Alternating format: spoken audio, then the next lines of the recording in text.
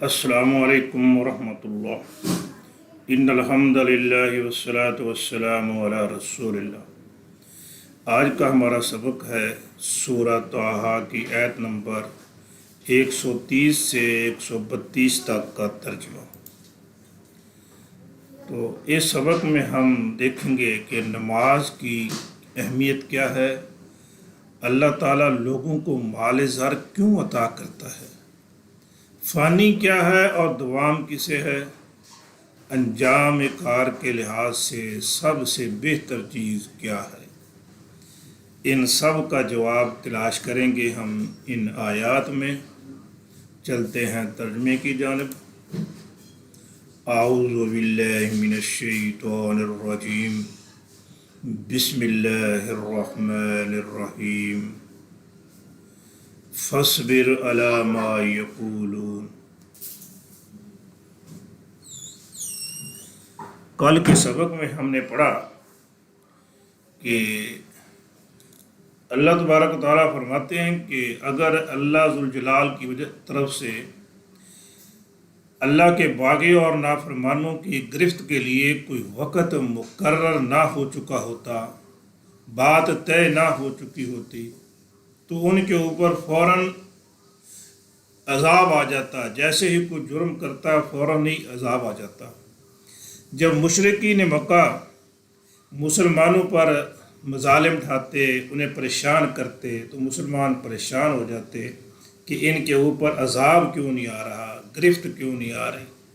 تو اس کا یہ جواب تھا کہ اللہ تبارک و تعالیٰ نے ہر ایک کے لیے ایک وقت مقرر کر رکھا ہے۔ اب نبی کریم صلی اللہ علیہ وسلم کو کیا حکم دیا کہ فاصبر علی ما یقولون، مشرکین جو کچھ بھی آپ کے بارے میں کہہ رہے ہیں ان پر صبر کیجیے۔ فاصبر فا پس، اصبر امر ہے، صبر کیجیے، علی پر، ما جو یقولون وہ کہتے ہیں، فاصبر علی ما یقولون تو صبر کیجیے اس پر جو کچھ وہ کہتے ہیں۔ یعنی اب حالات ایسے نہیں ہیں کہ ان کے ساتھ لڑائی کی جائے، الجھا جائے۔ جو وہ آپ کے بارے میں کہہ رہے ہیں، طرح طرح کے نام رکھتے ہیں، آپ کے طرح طرح کے طعنے دیتے ہیں، مشکلات پیدا کرتے ہیں، تو اس پر صبر کیجیے۔ اور کرنا کیا ہے، وَسَبِّحْ بِحَمْدِ رَبِّكَ قَبْلَ طُلُوعِ الشَّمْسِ وَقَبْلَ غُرُوبِهَا۔ وَسَبِّحْ اور تسبیح کیجیے، بِحَمْدِ ساتھ حمد تعریف، حمد رب کا اپنے رب کی حمد، وَسَبِّحْ بِحَمْدِ رَبِّكَ اپنے رب کی حمد کے ساتھ اس کی تسبیح کیجیے۔ قبل طلوع الشمس، طلوع الشمس سورج کا طلوع ہونا، قبل طلوع الشمس سورج کے طلوع ہونے سے پہلے، وقبل غروبها اور اس کے غروب ہونے سے پہلے، وقبل اور پہلے، غروب ہونا ہا اس کا اور اس کے غروب ہونے سے پہلے۔ وَسَبِّحْ بِحَمْدِ رَبِّكَ قَبْلَ طُلُوعِ الشَّمْسِ وَقَبْلَ غُرُوبِهَا اور اپنے رب کی حمد کے ساتھ تسبیح کیجیے سورج کے نکلنے اور ڈوبنے سے پہلے۔ یہاں تسبیح سے مراد نماز ہے کہ اپنے رب کی نماز ادا کیجیے سورج کے طلوع ہونے سے پہلے اور غروب ہونے سے پہلے نماز پڑھیے۔ جب تسبیح کے ساتھ وقت کا ذکر ہو تو اس سے مراد نماز ہوتی ہے۔ وَمِنْ آنَاءِ اللَّيْلِ فَسَبِّحْ، وَمِنْ اور سے، آناء گھڑیاں، وقت، اللیل رات کا، نیا لفظ ہے یاد کر لیجئے، آناء اللیل رات کی کچھ گھڑیاں، فَسَبِّحْ فا پس سبح تسبیح کیجئے، وَمِنْ آنَاءِ اللَّيْلِ فَسَبِّحْ تو رات کی کچھ گھڑیوں میں بھی اس کی تسبیح کیجیے، یعنی رات کے وقت بھی اپنے رب کے لیے نماز پڑھیے۔ مِنْ آنَاءِ اللَّيْلِ فَسَبِّحْ، اور رات کی کچھ گھڑیوں میں بھی تسبیح کیجیے۔ وَأَطْرَافَ النَّهَارِ لَعَلَّكَ تَرْضَىٰ، اور اطراف کنارے، النہار دن کے، وَأَطْرَافَ النَّهَارِ اور رات کے کناروں میں بھی، لَعَلَّكَ لعل ہو سکتا ہے، ممکن ہے کہ تک آپ ترضا راضی ہو جائیں، ترضا آپ راضی ہو جائیں۔ وَأَطْرَافَ النَّهَارِ اور دن کے اطراف میں، یعنی جب دن ختم ہو رہا ہے تو اس وقت بھی نماز پڑھیے، لَعَلَّكَ ممکن ہے کہ آپ ترضا راضی ہو جائیں۔ وَأَطْرَافَ النَّهَارِ لَعَلَّكَ تَرْضَىٰ، اور دن کے کناروں پر بھی تاکہ تو راضی ہو جائے۔ اس سے مفسرین لیتے ہیں کہ یہ نماز کے 5 اوقات ہیں جن اوقات میں نماز پڑھنے کا حکم ہے۔ باقی اس کی تفصیل احادیث میں ہے کہ نماز کے کون کون سے اوقات ہیں، تو اس سے نماز کی اہمیت کا اندازہ ہوتا ہے۔ یہاں ایک بات خاص طور پر قابل ذکر ہے کہ نماز، اگر ہم سے کوئی سوال کر رہے نا کہ نماز کیوں پڑھتے ہیں، تو ہم کہتے ہیں کہ اللہ کو راضی کرنے کے لیے۔ تو یہاں اللہ تعالیٰ فرماتے ہیں نبی کریم صلی اللہ علیہ وسلم سے، لَعَلَّكَ تَرْضَىٰ، نماز پڑھیے، لَعَلَّكَ ممکن ہے کہ آپ ترضا راضی ہو جائیں، تاکہ آپ راضی ہو جائیں، یعنی نماز پڑھنے سے آپ راضی ہو جائیں۔ تو اس کا مطلب یہ ہے نماز اس لیے پڑھنی چاہیے تاکہ ہم راضی ہو جائیں اپنے رب کی ملاقات سے۔ یہ اللہ تبارک و تعالی ہمیں 5 وقت عطا کرتا ہے، بلکہ 5 کے بھی 6 وقت ہو گئے، ایک رات کا وقت ہو گیا۔ اگر مزید پڑھنا چاہیں تو اشراق کے وقت 7 وقت ہو گئے۔ تو اللہ تبارک و تعالی ہمیں اپنی ملاقات کا موقع دیتا ہے۔ اگر اس کو اللہ تبارک و تعالی کے ساتھ ملاقات سمجھ کر پڑھا جائے اور پھر اس انداز سے پڑھا جائے جیسے پڑھنے کا حق ہے، جیسے نبی کریم صلی اللہ علیہ وسلم نے نماز کو پڑھا ہے، ہر رکن کو ٹھہر ٹھہر کے آرام سے ادا کیا جائے، ایسے جیسے آپ رب سے ہم کلام ہیں، یعنی سبحان ربی العظیم، سبحان ربی العظیم، سبحان ربی العظیم، اسی طرح سبحان ربی الاعلیٰ، سبحان ربی الاعلیٰ، الحمدللہ رب العالمین الرحمن الرحیم، یعنی آرام آرام سے ہر رکن بھی ادا، رکوع میں جائیں آرام سے، سجدے میں جائیں آرام سے، رکوع سے سجدے میں اٹھ کے بیٹھیں، آرام سے بیٹھیں، پھر سجدہ کریں۔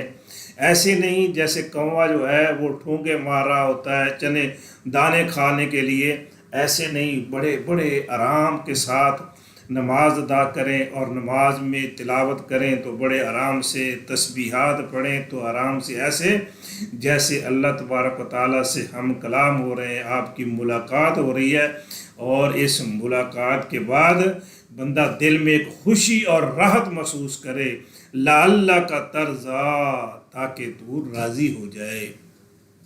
اللہ تبارک و تعالیٰ ایسی ہی نمازیں ہمیں پڑھنے کی توفیق دے۔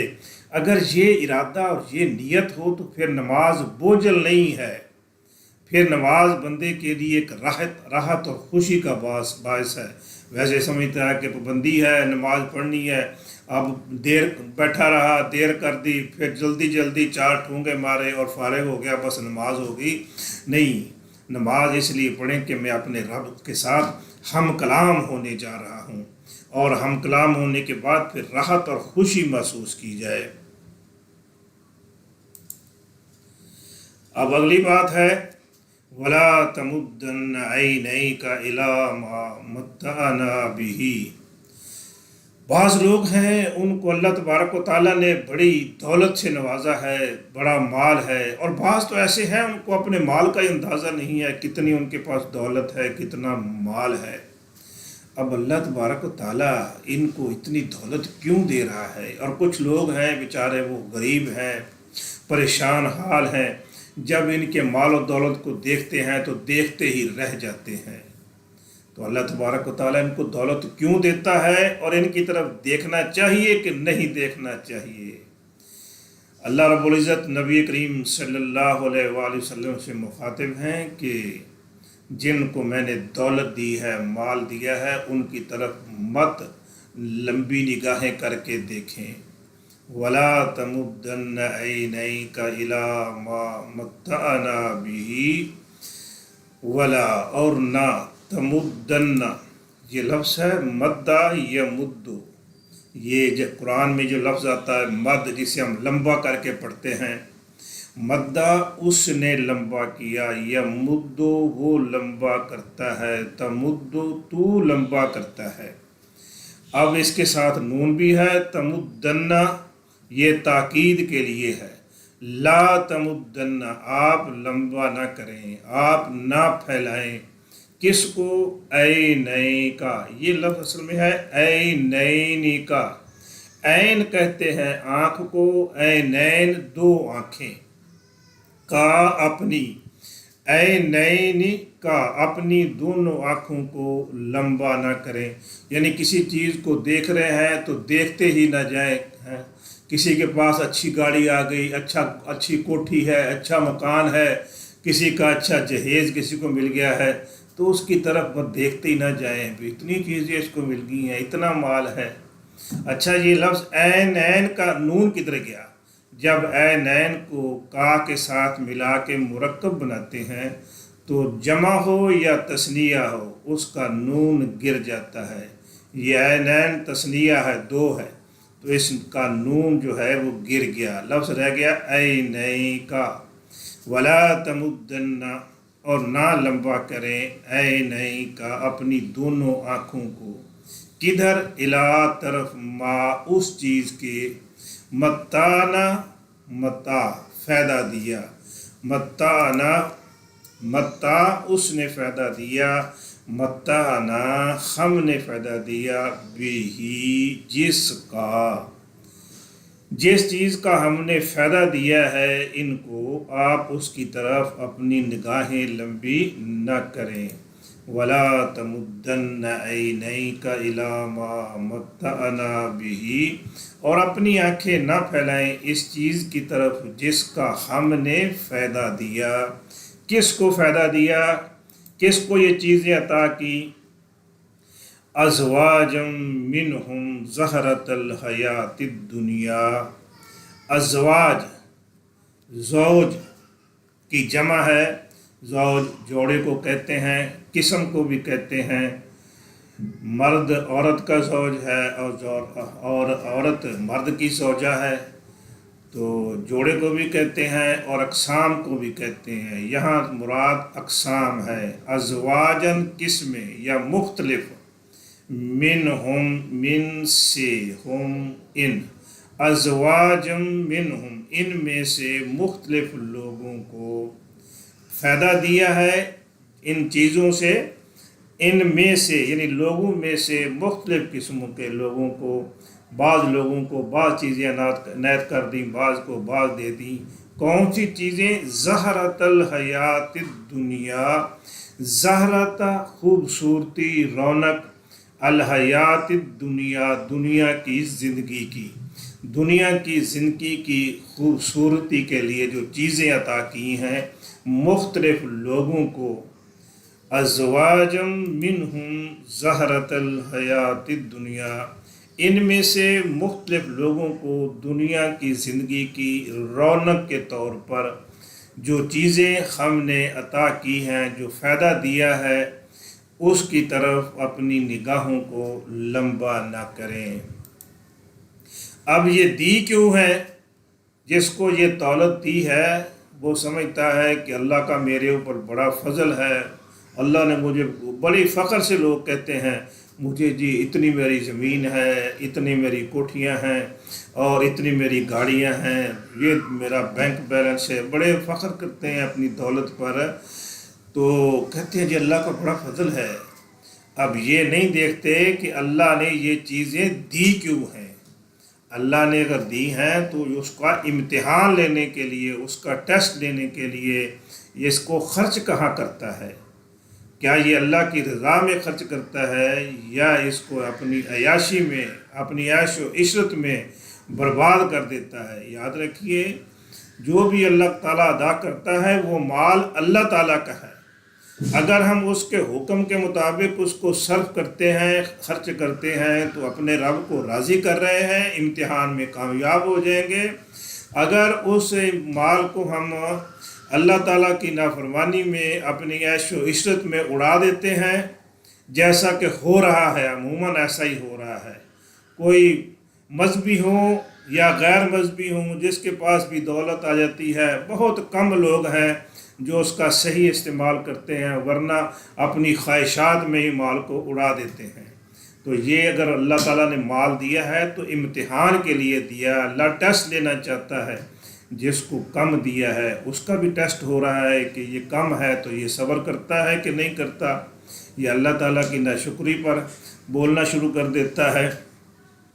لِنَفْتِنَهُمْ فِيهِ، تاکہ ہم اس کو اس میں آزمائیں، اس مال سے آزمائیں۔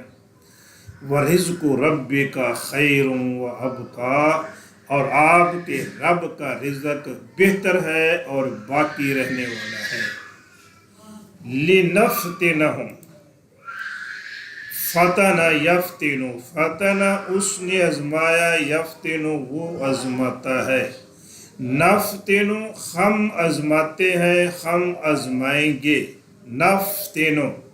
لیکن یہاں دیکھیے نفتینا ہے، نون کے اوپر زبر آ رہی ہے، کیوں؟ اس کے شروع میں جو لام آ رہا ہے یہ فعل مضارع کو نصب دے رہا ہے۔ نفتنو ہم آزمائیں گے، لنفتنا تاکہ ہم آزمائیں، ہم ان کو، فی ہی، فی میں ہی، اس میں، اس دولت میں، اس دولت کے ذریعے، اس مال کے ذریعے ہم انہیں آزمائیں۔ وَرِزْقُ رَبِّكَ، اور رزق کو دیا گیا، روزی رزق، رب کا آپ کے رب کا، خیر بہتر ہے، وَأَبْقَىٰ اور باقی رہنے والا ہے۔ یعنی جو کچھ اللہ تبارک و تعالیٰ نے اپنے بندوں کو آخرت میں عطا کرنا ہے رزق، وہ بہتر ہے اور وہ باقی رہنے والا ہے، وہ ہمیشہ رہے گا۔ جو اللہ تبارک و تعالیٰ جنت میں کسی کو عطا کر دے گا تو وہ رزق جو ہے وہ بہتر ہے، وہ ہمیشہ رہے گا۔ سو ہمیں اس رزق کے لیے دوڑ لگانی چاہیے، اس کے لیے کوشش کرنی چاہیے۔ وہ رزق کیسے ملے گا؟ بس جو کچھ اللہ تعالیٰ نے دنیا میں ہمیں دیا ہے اس پر اللہ کا شکر ادا کریں اور اس کو جائز طرح سے استعمال کریں تو اللہ اس سے راضی ہوگا، اور وہاں اللہ تبارک تعالیٰ بہتر رزق عطا کرے گا۔ اگر زیادہ مال دیا ہے تو اس کو بھی ضرورت مندوں میں خرچ کریں تو اس سے اللہ تبارک و تعالیٰ راضی ہوگا اور آخرت والا رزق عطا کرے گا جو باقی رہنے والا ہے۔ لِنَفْتِنَهُمْ فِيهِ، تاکہ ہم انہیں اس میں آزمائیں۔ وَرِزْقُ رَبِّكَ خَيْرٌ وَأَبْقَىٰ، جبکہ آپ کے رب کا رزق بہتر اور باقی رہنے والا ہے۔ اللہ ہمیں وہ رزق عطا کر۔ اب اگلی آیات میں اللہ تبارک و تعالیٰ نے پھر سے نبی کریم صلی اللہ علیہ وسلم کو نماز کی تاکید کی ہے اور صبر کرنے کا حکم دیا ہے۔ مشکل حالات ہیں، مشرکین مکہ کی طرف سے پریشانیاں ہیں، مصائب ہیں، تو ان حالات میں اپنے رب کے ساتھ نماز کے ذریعے رابطے کو مضبوط کریں۔ وَأْمُرْ أَهْلَكَ بِالصَّلَاةِ وَاسْتَبِرْ عَلَيْهَا، اور اپنے گھر والوں کو نماز کا حکم دیجیے اور اس پر جم جائیے۔ وَأْمُرْ، وا اور امر حکم دے، اہلکا اہل گھر والے کا اپنے گھر والوں کو، بالصلاۃ بی کا الصلاۃ نماز، وامر اہلک بالصلاۃ اور اپنے گھر والوں کو نماز کا حکم دیجیے۔ वस्तबिर, और सब्र कीजिए और जम जाइए, अलैहा, अला पर, हा इस पर, यानी नमाज पर डट जाइए, कायम रहिए। वअहलक बिस्सलात वस्तबिर, और अपने घर वालों को नमाज का हुक्म दें और इस पर साबित कदम रहें। जहाँ हमने खुद नमाज पढ़नी है वहाँ घर वालों को भी नमाज का पाबंद करना है। मुसलमानों के घरों में जी जब अजान हो तो हलचल मच जानी चाहिए, नमाज शुरू हो जानी चाहिए। खुद भी नमाज पढ़ें, घर वालों को भी पढ़ाएं, बच्चे हों, बच्चियाँ हों, घर वाली हो, जो भी जितने भी अफराद हैं सबको नमाज का पाबंद किया जाए और नमाज पढ़ने का हुक्म। ला नसअलुका रिज़्क़न नहनु नरज़ुकुक, ला नहीं, नसअलुका हम आपसे सवाल करते, रिज़्क़न रिज़्क़, हम आपसे रिज़्क़ नहीं मांगते। आए सुभान अल्लाह, हमारा रब कैसा रब है जो हमसे नहीं मांगता कि मुझे खिलाओ, बल्कि वो हमें खिलाता है। कैसा रब है। कितने हैं लोग जिन्होंने ऐसे झूठे माबूद बना रखे हैं जिनको वो खिलाते हैं पिलाते हैं। कोई देखा है वो मंदिरों पे जाते हैं ना, वो बुत के ऊपर ही दूध डाल रहे होते हैं, उसको खिला रहे होते हैं। और रब खिलाने के लिए होता है, खाने के लिए नहीं होता।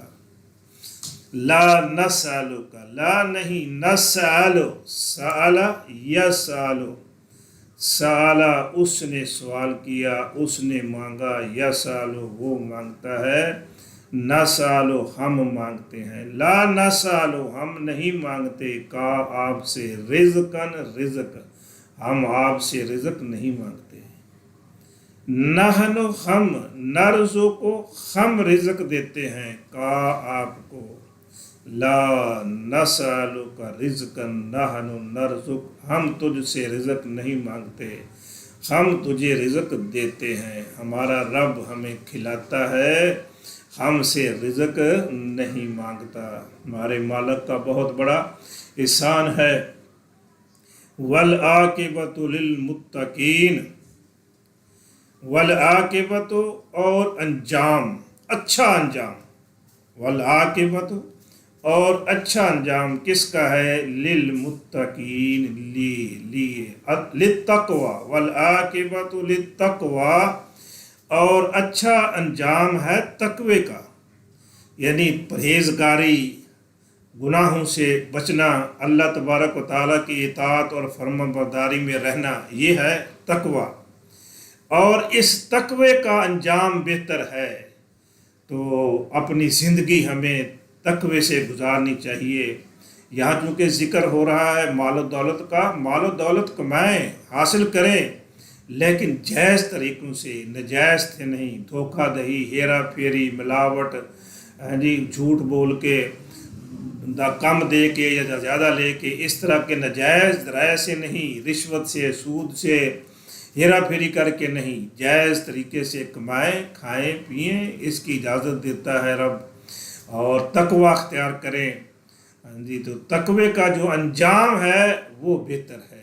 अल्लाह तबारक व तआला हम सब को अपनी ज़िंदगी तकवे में गुजारने की तौफीक अता फरमाए।